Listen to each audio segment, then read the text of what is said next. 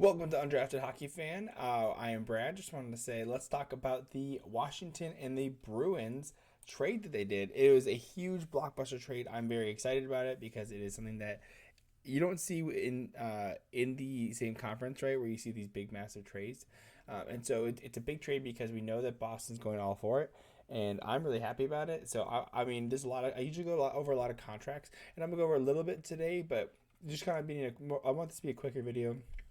I've been doing a lot of these videos reading 15 to 20 minutes. I think I can knock this out a lot sooner. So let's jump over to the next scene. Let's go just talk about this trade real quick. Okay, so we have, let me slide this over just so people can see a little better. Maybe I'll scroll a little. There we go. That's much better. Okay, so we're going to be focused on this top one right here. So you can see the Boston Bruins acquire Garnett, Hathaway, Andrei Svechnikov, and Dmitri Orlov, the biggest piece here. So they're getting Dmitri Orlov and Garnett Hathaway from the Capitals, but they did end up getting Orlov had to run through Minnesota because he was part of the third team so that they can retain salary. So we'll break it all down. Let's start with the bigger pieces, okay? So we have Dmitry Orlov coming from the Washington Capitals. So you can see, so initially it was a 5.1. We'll jump over here. So you can see a 5.1 salary cap. This is Dmitry Orlov's DB page. You have Dmitry Orlov 5.1 salary. It's quite a bit, and the Boston Bruins did not have that type of cap space to be able to sustain that on their team. So they said, "Hey, Minnesota, we want you to hold on to it for a hot second, literally a hot second, and we want you to retain half of his salary." Okay, so what they did is they said, "Hey, retain half the salary," and then they moved him over, right? So what they did is they said, "Okay, here we go." So they moved Dmitry Orlov over here. So they picked up half the salary, and for them being such nice guys, for them being so nice to the Boston Bruins for retaining 1.275, they're like, Boston's like, "Hey, you guys were so nice. Thank you so much for doing this. Here is a 2023 fifth round pick." So that's why this pick from Boston right here, that's where they got it. So they're just holding on to that, and they're just taking on the money. And it's funny because Minnesota has an issue with money right now next year, so they're just trying to get some cheap picks right now. So this actually works out. This is the second deal that the Minnesota Wild have done. They did this also with O'Reilly as well for the St. Louis Blues, going from O'Reilly going St. Louis Blues to Minnesota to Toronto. Okay, so that's Orlov, and the reason they're picking up Orlov right here, great defenseman, shoots left. And he's a UFA, right? So this means that Boston's not having to hold on to him long term. So you can see that's the 5.1 UFA in 2023. 31 years old, great defenseman. You can see 19 points in 43 games with Washington Capitals. And the Washington Capitals are not doing amazing this year, but he is playing a top 2 role on that team right now. So they're like, hey, Washington's like, hey, this is a guy that he's very demanded.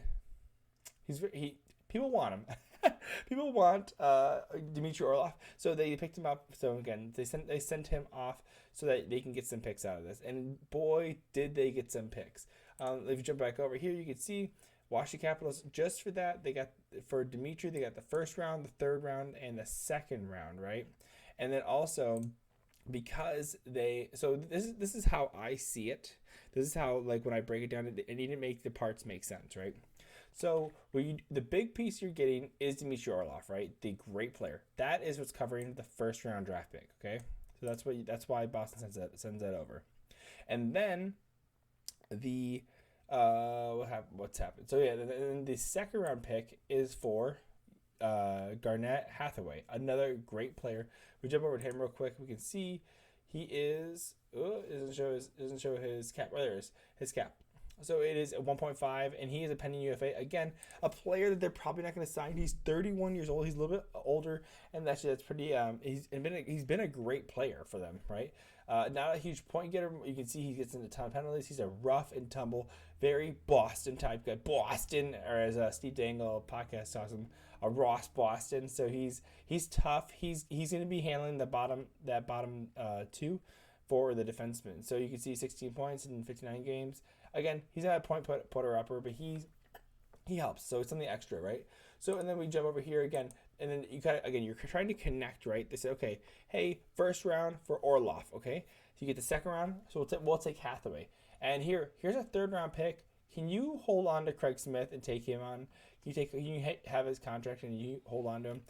Because we need to move some salary out. So that's what they did. And Craig Smith doing well. I mean, he does well. He's a fourth line center, right? So he doesn't get as much playing time as your other three centers, but he has 10 points, 42 games. He's been playing well, like I said, for his position and time on ice. But he's just not what they need right now. And he is again an older player, 33 years old.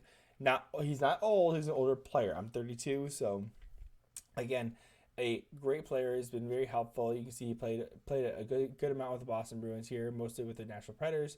But he is just, again, they've been looking to move him for a while. There's been a ton of talk about it. So it is what it is, So they moved on from them. So again, this is a big trade, a massive trade, and I'm so excited because now the Boston Bruins just got better, right? And they didn't take, look. You can see the change when they moved salary and everything. They actually gained cap space by doing this because look, they actually gained $325,000 by doing that. So they moved picks out. They and I guess not bigger pieces. They didn't move out huge pieces of their lineup. They didn't shuffle a ton of things up, and they actually gained money back, right? And so the only people really taking in that money is Minnesota, and they're doing that for that 5th round pick. Okay. So, and then you see, of course, that the Washington Capitals also retained almost $1 million as well. So, and then this last piece we have right here, Andrei Svetlakov. Yeah, Andrei Svetlakov. Okay, so what happened is that the Minnesota Wild drafted this guy in 2017. We'll jump over to his page real quick. I don't have a DB right here. So, Andrei Svetlakov. Okay, plays center, shoots left. Played mostly in the KHL, as you can see. Did fine.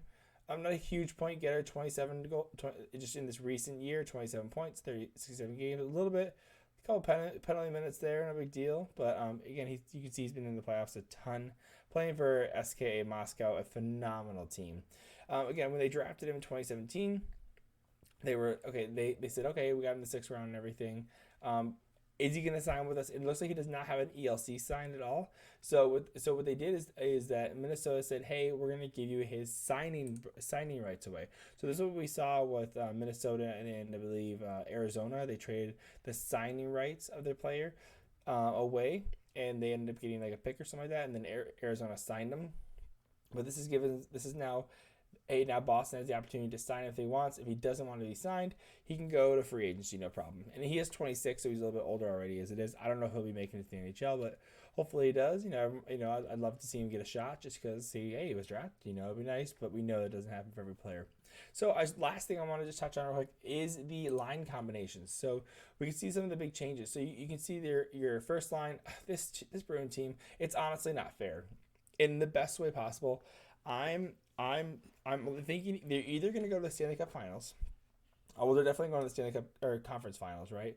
Or what if they get knocked out of the first round? That would be mind blowing if they did that. But anyways, so you have Brad Marchand, Patrice Bergeron, and Jake DeBrusk. Okay, so you have Patrice Bergeron, very old, but he came back on a sweetheart deal.